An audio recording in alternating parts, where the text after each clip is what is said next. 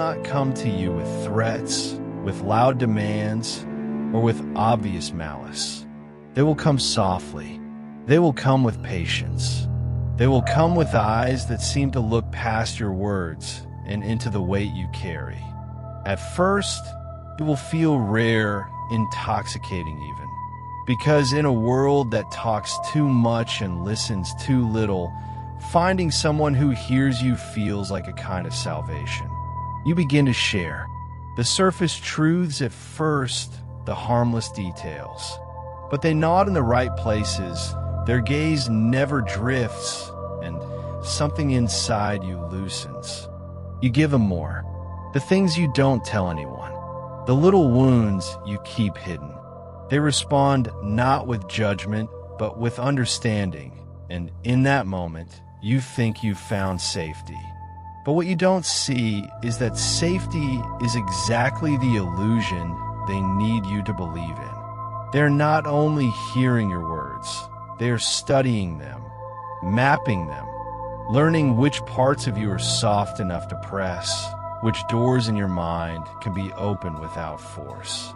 They are patient cartographers of your soul, drawing lines around your fears, your hopes, your shame, your longing. You will not notice it happening. You will mistake their stillness for kindness, their curiosity for care. But empathy, in the wrong hands, is not a gift. It is a weapon disguised as comfort. It makes you feel chosen, seen, protected, and that feeling will be the reason you do not guard yourself when you should. The reason you let them closer when every survival instinct should push them away. They will not need to take from you. You will give. And when they finally decide to use what they've learned, you will not resist, because it will feel like betrayal to suspect the one who seemed to understand you best. That is how the sweetest thing you can give, your trust, becomes the poison that undoes you. And by the time you taste the bitterness, they will already have what they came for.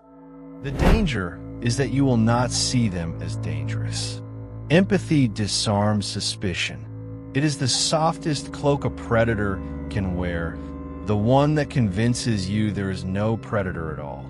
They don't push you toward choices. They simply ask the right questions and let you walk there yourself.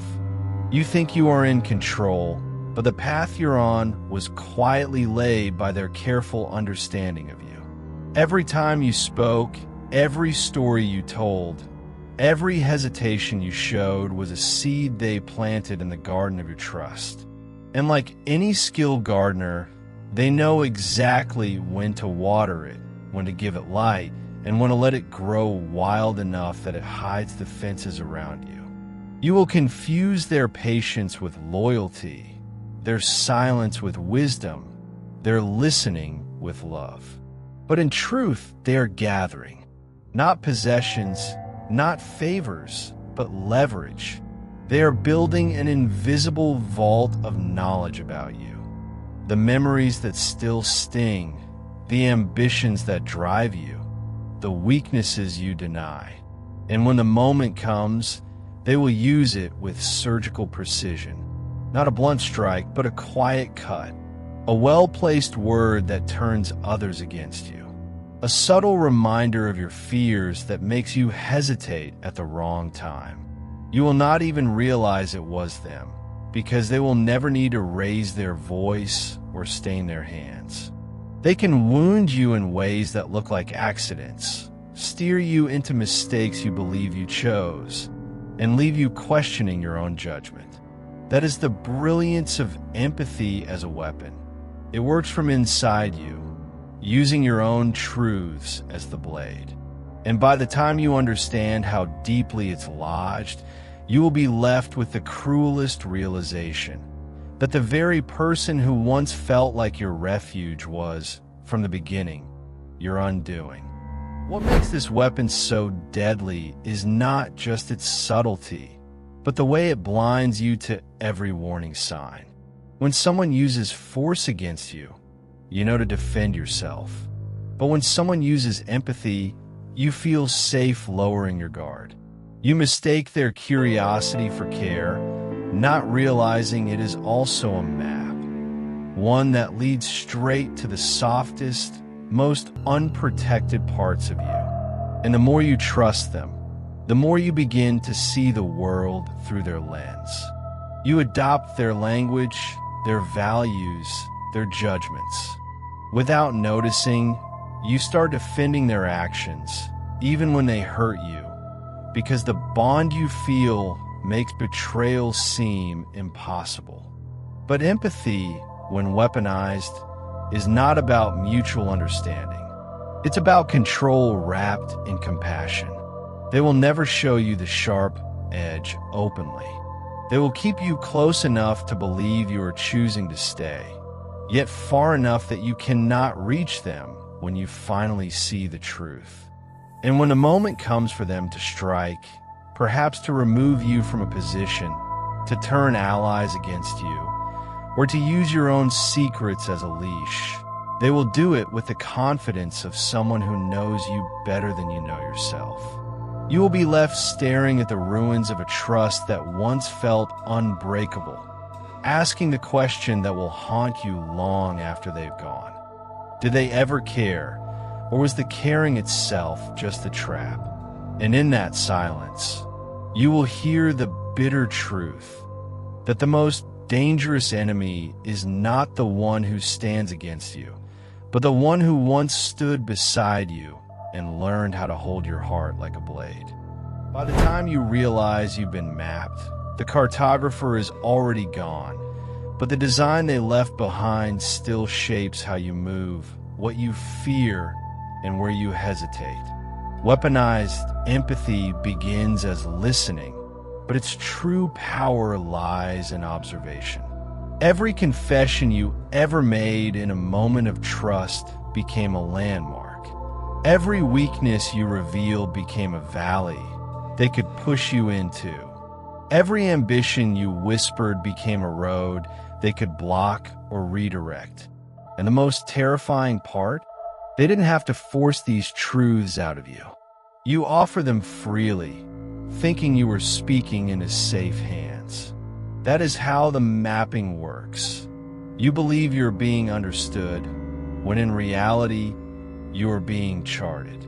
They know where your boundaries blur, where your guilt deepens, and where your pride might overextend. They know which names make you hesitate, which memories make your voice break, and which patterns of approval you will chase without question. Slowly, they build a mental atlas that is more precise than anything you could create for yourself. And when the time comes to use it, they will not need to break down your defenses. They will simply lead you down familiar roads until you walk willingly into the snare. You may think this kind of manipulation requires brilliance, but it doesn't. It only requires patience, a smile, and the discipline to remember every detail you've ever shared. This is why the betrayal cuts so deep, because it's not just that they hurt you, it's that they used the very best of you, the trusting and open part of you, as their blueprint. And long after they leave, you'll still find yourself walking those mental roads, retracing steps in the hope of finding where the turn went wrong, never realizing that the map was never yours to begin with. The cruel elegance of this mental cartography is that it doesn't just chart who you are, it shapes who you will become. Once someone knows your emotional terrain, they can subtly redirect your path without you noticing. A carefully chosen word can lead you into self-doubt. A calculated silence can make you seek their reassurance. They can plant ideas like seeds in fertile soil they've already studied, knowing exactly which conditions will make them grow. Sometimes, they do not even need to act directly. They can place you near certain people, certain opportunities, certain pressures, and your own instincts will do the rest. This is how the map turns into a maze. And because it is made from your own vulnerabilities, it feels natural to walk through it. You don't question the path because it's paved with familiar stones, your memories, your desires, your fears. By the time you suspect manipulation, it is too late because they've already made the walls invisible. You find yourself avoiding people you once trusted, chasing goals you never truly wanted, defending choices you don't remember making.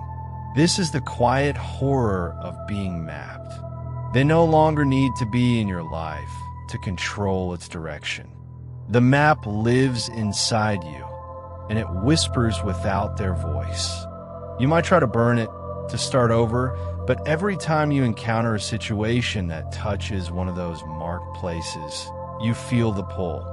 It's not just that they once had access to your mind. It's that they left behind a framework that keeps working long after they're gone. And that is why weaponized empathy is so dangerous. It does not need chains, threats, or open coercion. It needs only your trust. And once it has that, it can design a prison you will carry forever. What makes this prison so effective is that it doesn't feel like imprisonment at all. You believe you are acting freely. Yet each step you take is one they have already anticipated.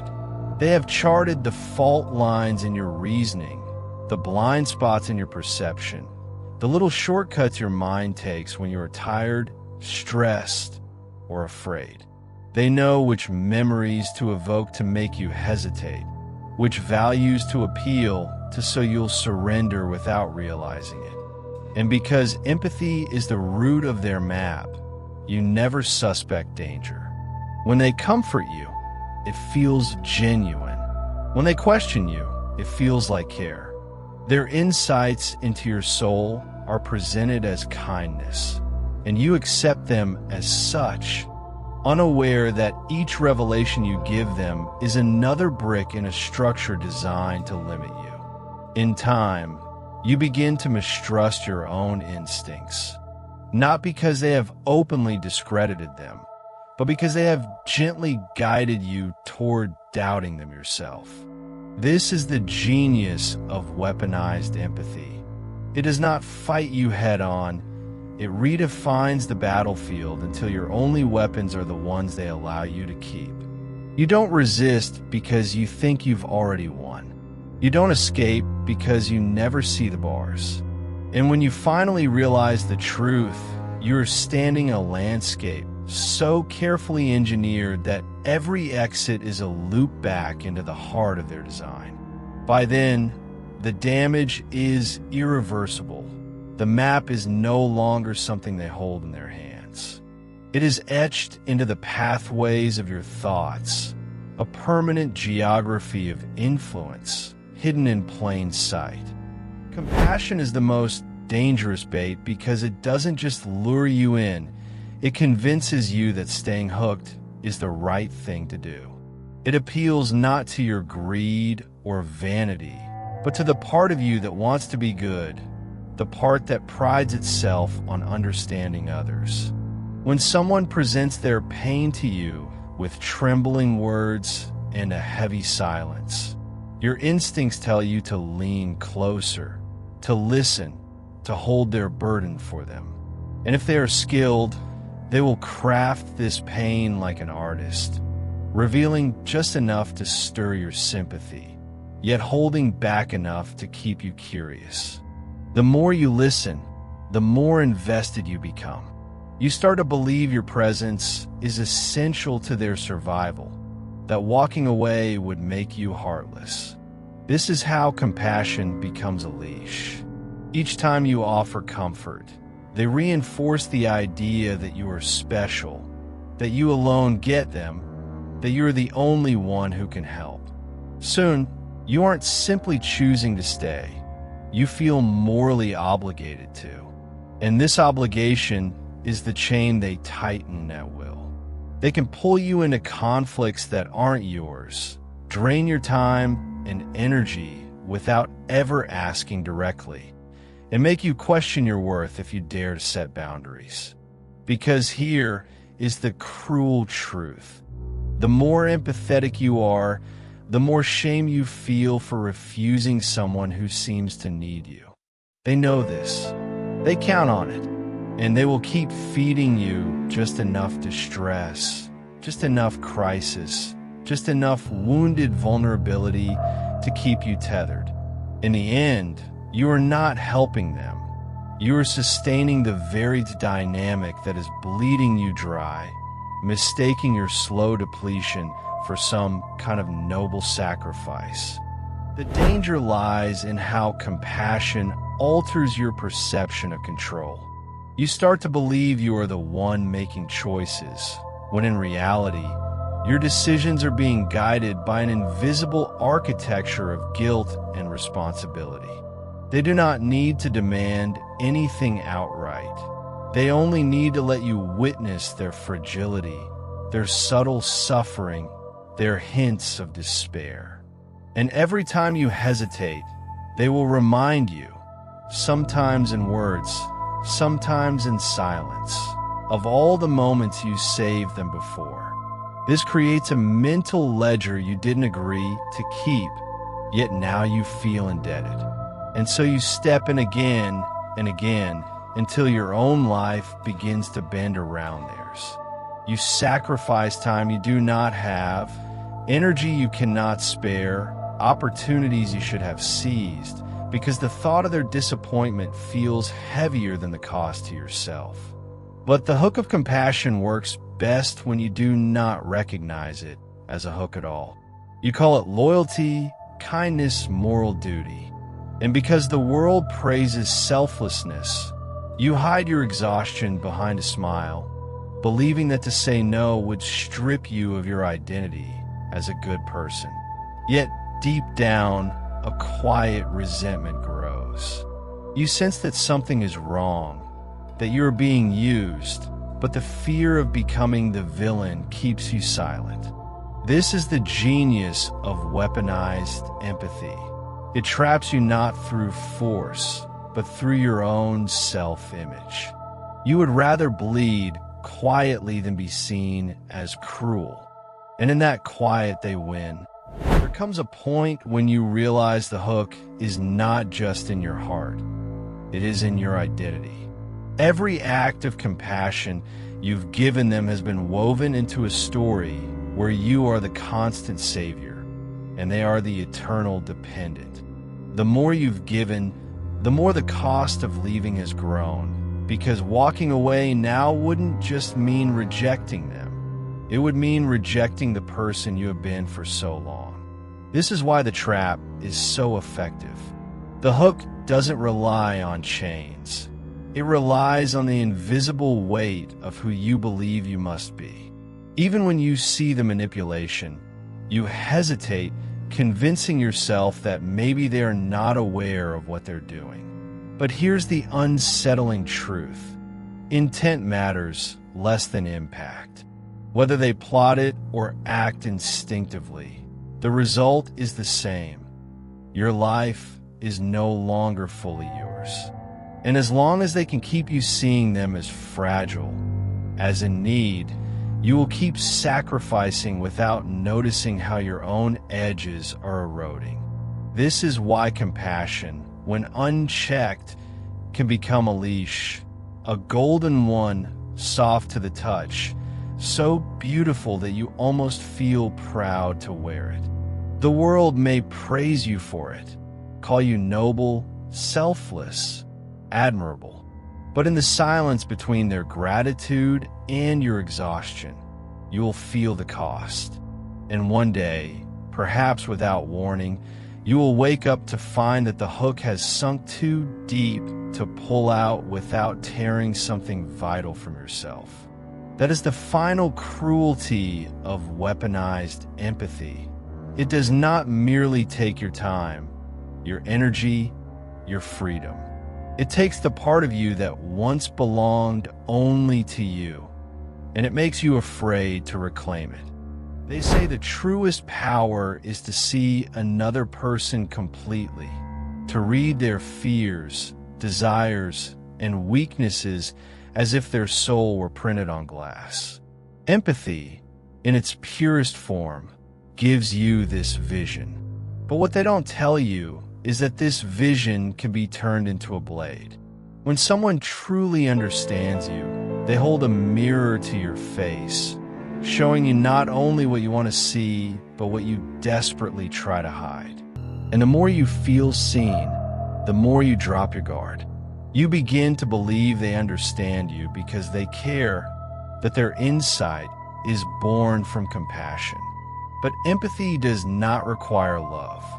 It only requires attention. And attention can be cold, calculated, and merciless. In the wrong hands, empathy becomes the perfect mask. It wears the expression of care while hiding the mechanics of manipulation beneath.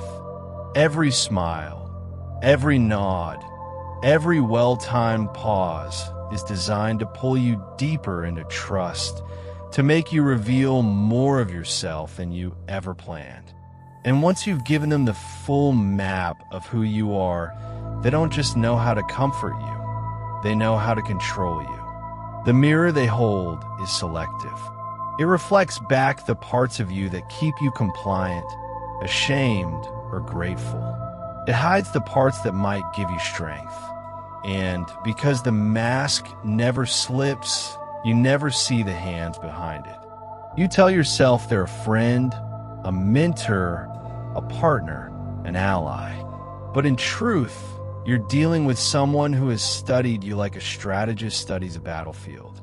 They know your triggers, your escapes, your blind spots. And when the day comes to use them, they will, without hesitation.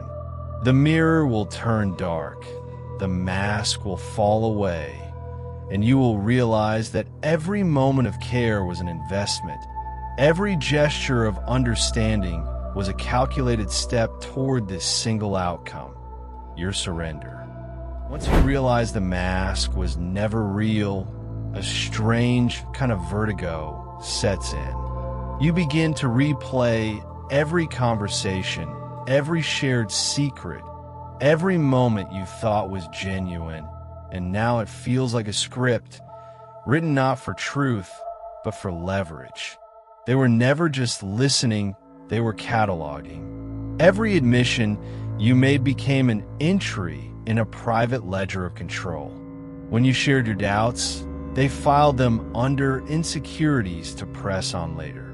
When you spoke of your ambitions, they noted exactly how to dangle them in front of you like bait. And the cruelest part is that their weapon never looked like a weapon at all. It looked like kindness. It sounded like understanding. It felt like the relief of finally being known. That is the genius of the mirror and mask. You defend against obvious attacks, but you welcome what feels like care. You lower your walls willingly, even eagerly, because you believe the other person's insight will protect you, when in truth, it has already disarmed you. And when they finally decide to use what they've gathered, it won't be with brute force. It will be subtle, a suggestion that feels like your own idea, a hesitation planted in your mind at the exact moment you are ready to act. A comment so perfectly timed it unravels your confidence without ever raising their voice. You will walk away thinking it was your choice, your failure, your weakness. They want you to take power from you. You will hand it over, convinced it was the only logical thing to do. That is the final, quiet victory of the mirror and mask. Not just to control your actions, but to make you believe you were never controlled at all. And yet, the greatest danger of the mirror and mask is not what it does to your perception of them. It's what it does to your perception of yourself. When someone has studied you so intimately, reflected your values back at you, and adjusted their mask to fit the shape of your trust, you start to doubt the validity of your own instincts.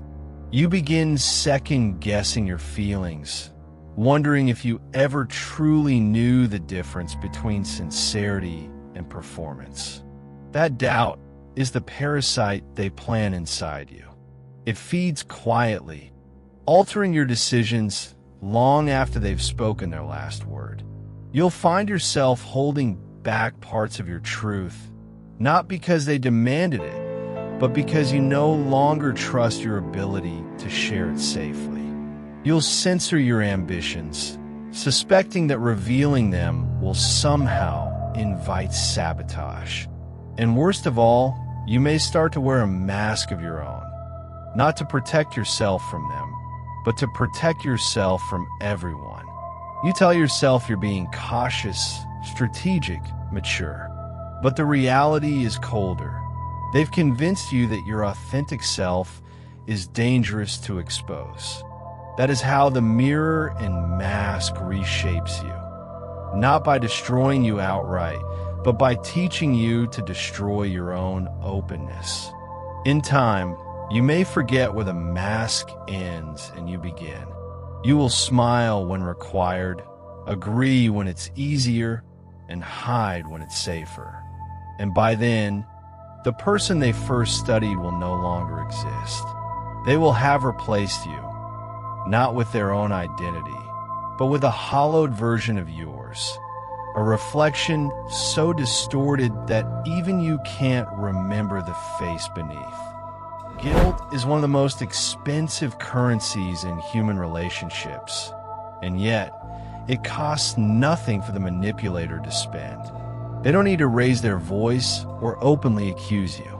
All they need to do is plant a subtle suggestion that you've failed them in some way, that you owe them something for a kindness they once gave, or that your happiness has somehow come at their expense. This is the quiet economy they operate in, where every act of generosity is an investment, every shared secret is collateral, and every moment of your weakness becomes a debt that must be repaid. Guilt is powerful because it doesn't just live in your mind, it seeps into your body. It changes the way you speak, the way you stand, the way you breathe around them. It makes you feel small in rooms you once owned. And because guilt convinces you that you are the problem, it traps you in a loop where you become your own jailer. You'll apologize without knowing exactly what for, make concessions you don't believe in, and overcompensate to the point where your boundaries dissolve entirely. They understand this. They count on it. They know that once guilt takes root, they no longer need to control you directly. You'll adjust yourself to avoid the feeling, even if it means sacrificing your own needs. The genius of this tactic is that it wears the mask of morality. They don't frame it as punishment, but as helping you be better, making it harder for you to see the chains for what they are. And by the time you realize the weight you're carrying, you've already been paying a debt you never truly owed. Guilt doesn't always arrive as an accusation. Sometimes it arrives as a sigh when you speak your truth, or as the heavy silence that lingers after you choose yourself instead of them. It could be a glance that lasts half a second too long, or a carefully timed "I understand" that makes you feel as though you've committed a betrayal. These are not accidents. They're precision strikes, small enough to be denied if confronted, but sharp enough to pierce you to the bone. The manipulator knows that human beings are wired to seek approval from those they value, and that disapproval, even when subtle, can feel like a form of exile. And so they craft moments where you question your own goodness. Did you say too much? Did you fail to show up when they needed you? Are you selfish? These questions churn in your mind long after the interaction ends, pulling you into an endless cycle of self-surveillance. You begin to preemptively adjust your words, your choices, even your desires, to avoid triggering that invisible disappointment. Over time, this becomes a form of self-erasure, not because they demanded it outright, but because they trained you to punish yourself in their absence. It is the perfect control system. Invisible, self-sustaining, and impossible to challenge without looking ungrateful or cruel. By the time you realize you are performing your life for their silent approval, you have forgotten what your life looked like without it. And this is the most dangerous part. Guilt doesn't just change how you act toward them, it changes how you see yourself. You stop being someone with needs, limits, and rights, and become someone who exists to make amends for sins you never truly committed. There comes a point where guilt no longer feels like a passing emotion. It becomes the lens through which you see every interaction, every choice, every version of yourself. This is when the weapon has done its deepest damage. You start apologizing for existing in ways that inconvenience others, for taking up space in conversations, for saying no to demands that drain you. You replay moments in your head where you could have been better, not realizing that better has been defined for you by someone else's convenience. The manipulator thrives here because you have become your own warden. They no longer need to pressure you into compliance.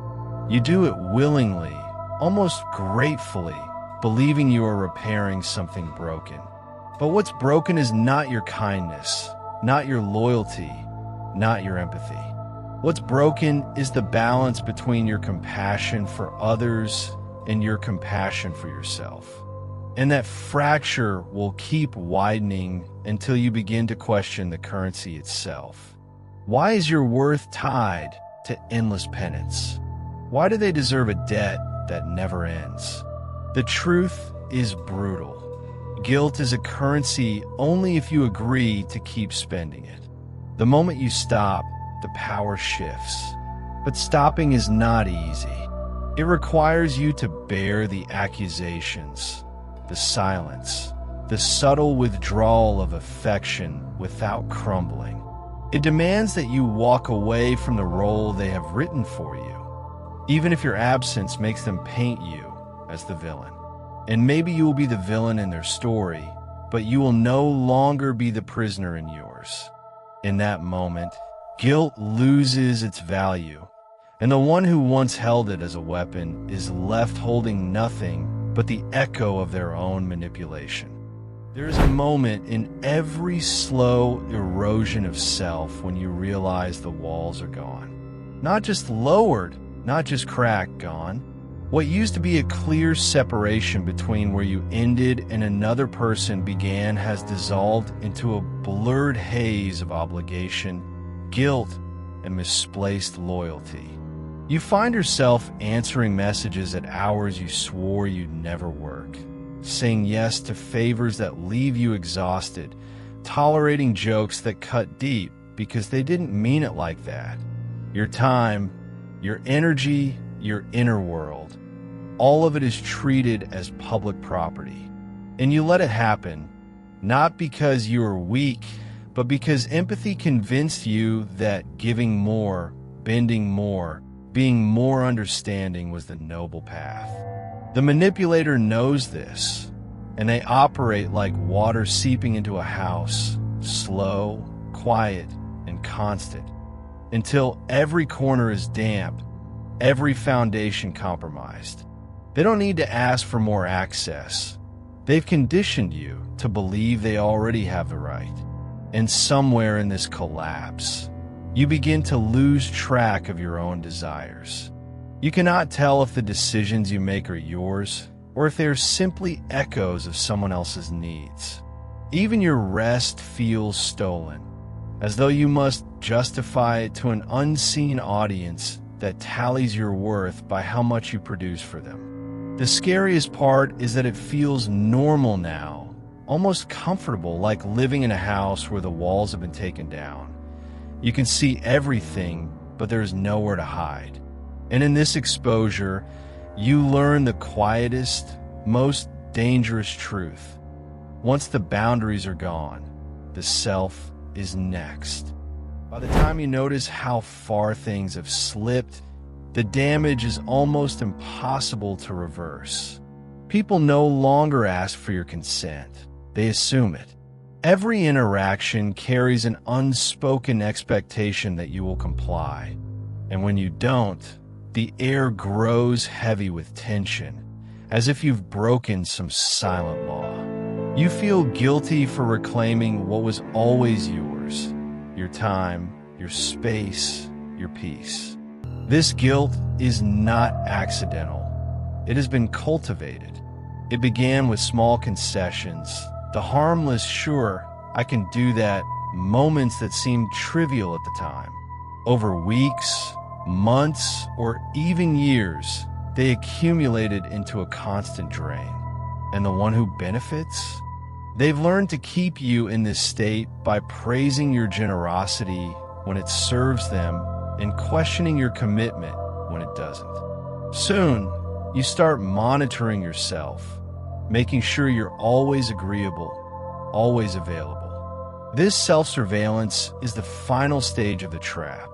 They no longer need to enforce your compliance because you become your own warden. You anticipate their needs before they voice them, restructure your day around their moods, and begin filtering your choices through an imagined version of their approval. The lines between your empathy and your captivity vanish completely.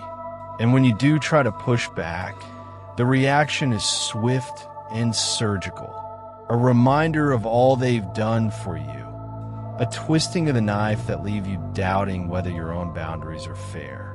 In this way, the collapse is disguised as harmony, and you are left standing in the ruins, smiling, while the life you once guarded slips further out of reach. When the boundaries are gone, what remains is not connection, but erosion. You no longer relate to people as yourself. You relate as the version they've molded, trimmed, and shaped for their convenience. It's a subtle theft, one that leaves no visible scar, but strips you piece by piece.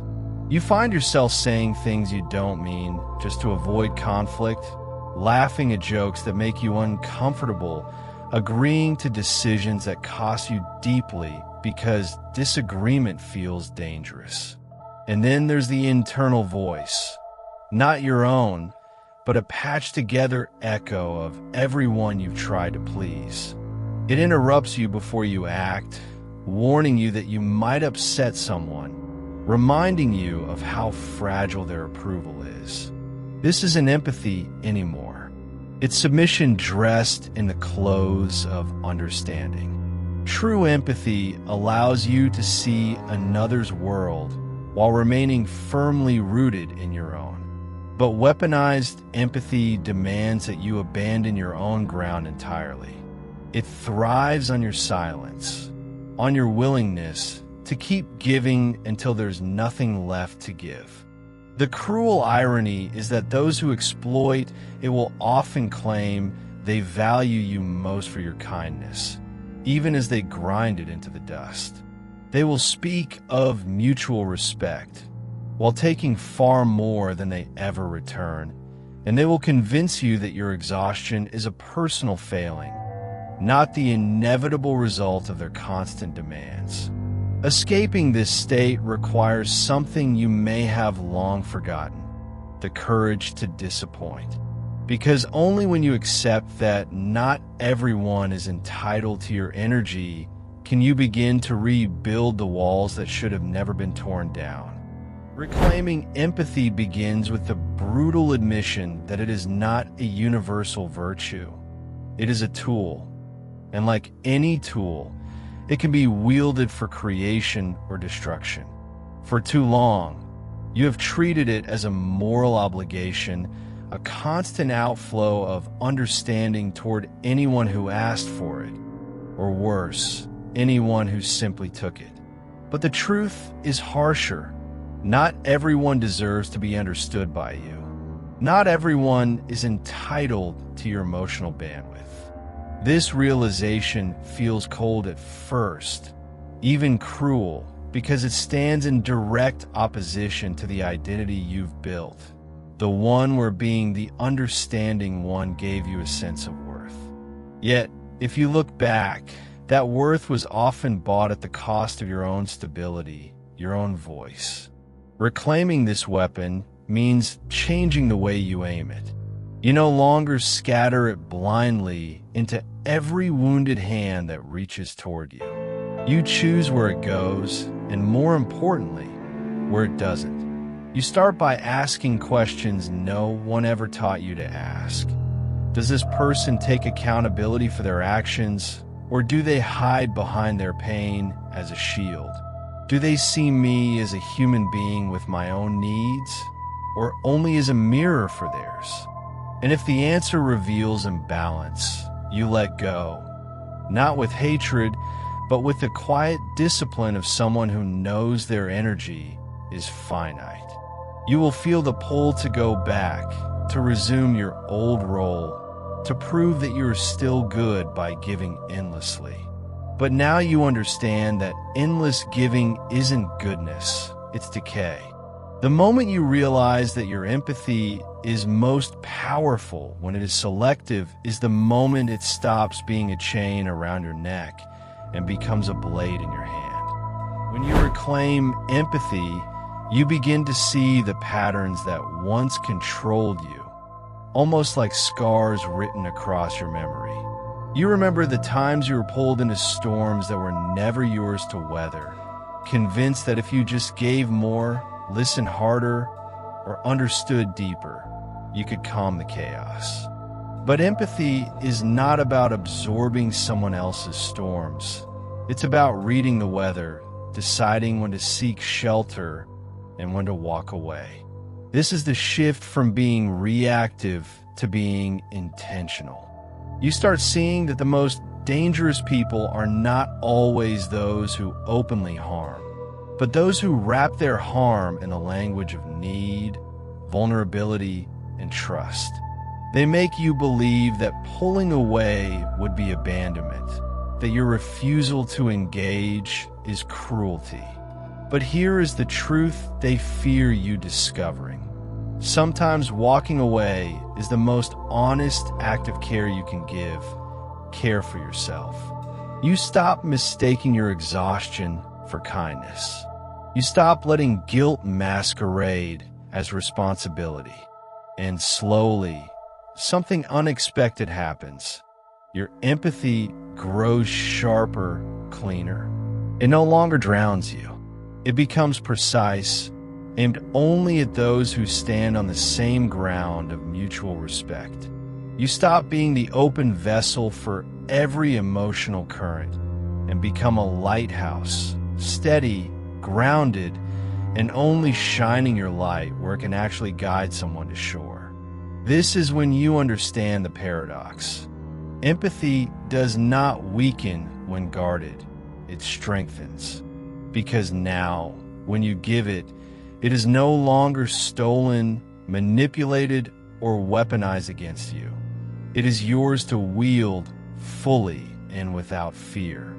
In the end, reclaiming empathy is not about hardening into indifference or building walls so high that no feeling can pass through. It is about building gates you control, gates that require someone to approach with respect before they are allowed in. The people who once thrived on your constant availability will notice the change. Some will become louder, more desperate, because they cannot stand a version of you they cannot control. They will call you cold, selfish, unfeeling, words meant to shame you back into the role you once played. But you will hear them differently now. These accusations will sound less like truth and more like the last cries of someone losing access to a resource they exploited. You will realize that empathy without boundaries is not noble. It is self-erasure. And that every time you let someone misuse your compassion, you teach them that your needs do not matter.